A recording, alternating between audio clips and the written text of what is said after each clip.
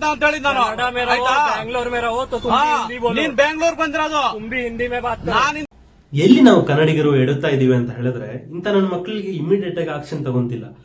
ನನಗೆ ಹಿಂದಿ ಲ್ಯಾಂಗ್ವೇಜ್ ಬಗ್ಗೆ ಆಗ್ಲಿ ಇಲ್ಲ ನಾರ್ತ್ ಅವ್ರ ಬಗ್ಗೆ ಯಾವುದೇ ತರದ ಏನಂತ ಅಪಭೇದ ಆತರ ಏನು ಇಲ್ಲ. ಬಟ್ ಸೀರಿಯಸ್ ಆಗಿ ಹೇಳ್ತೀನಿ, ನನ್ನ ಫ್ರೆಂಡ್ಸ್ ತುಂಬಾ ಜನ ಇದಾರೆ ಹಿಂದಿಯವರು, ಕನ್ನಡ ಕಲ್ತ್ಕೊಳ್ಳೋಕೆ ಟ್ರೈ ಮಾಡ್ತಿದ್ದಾರೆ. ಅಟ್ಲೀಸ್ಟ್ ಇಷ್ಟು ಚೆನ್ನಾಗಿ ಮಾತಾಡ್ತಾರೆ ಅಂದ್ರೆ ಒಂದು 5-6 ವರ್ಡ್ಸ್ ಆಗ್ಲಿ ಸಖತ್ತಾಗಿ ಮಾತಾಡ್ತಾರೆ. ಬಟ್ ಕೆಲವು ಈ ಗೂಂಡ ನನ್ನ ಮಕ್ಕಳೆಲ್ಲ ತಿಗ ಗಾಂಚಲಿ, ಎಷ್ಟು ಗಾಂಚಲಿ ಅಂತ ಹೇಳಿದ್ರೆ, ಆಟ ಅವನು ಏನಾದ್ರೂ ಮಾತಾಡ್ತಿದ್ದಾನ, ಏನು ಮಾತಾಡ್ತಿಲ್ಲ, ನಾರ್ಮಲ್ ಆಗಿದ್ದಾರೆ. ಅವನೇನಂತಿದ್ದಾನೆ, ಕನ್ನಡ ಅಲ್ಲ ಹಿಂದಿ ನೀನ್ ಕಲ್ತ್ಕೋ.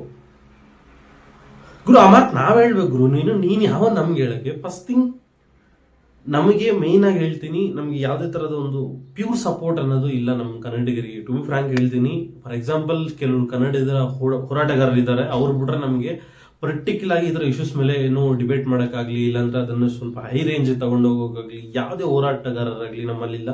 ಪ್ರಾಪರ್ ಏನಂತಾರೆ ಯೂಟ್ಯೂಬ್ ಚಾನಲ್ ಇಲ್ಲ, ಇಲ್ಲಾಂದ್ರೆ ಒಂದು ನ್ಯೂಸ್ ಚಾನಲ್ ಅದನ್ನ ಹೈಲೈಟ್ ಮಾಡಲ್ಲ.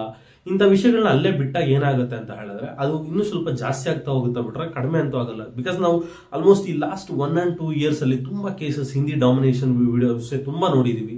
ಬಟ್ ಈ ವಿಡಿಯೋ ನೋಡಿದಾಗ ಅವ್ನಿಗೆ ಎಷ್ಟು ದಿಮಾಕ್ ಅನ್ನೋದು ಇರಬೇಕು ಅಂತ ಹೇಳಿದ್ರೆ, ದಿಮಾಕ್ ಇದ್ರೆ ನೀನು ಹಿಂದಿ ಕಲ್ತ್ಕೋ ಅಂತ ಕನ್ನಡ ಆಟೋ ಡ್ರೈವರ್ಗೆ ಆವಾಜ್ ಆಗ್ತಾನೆ.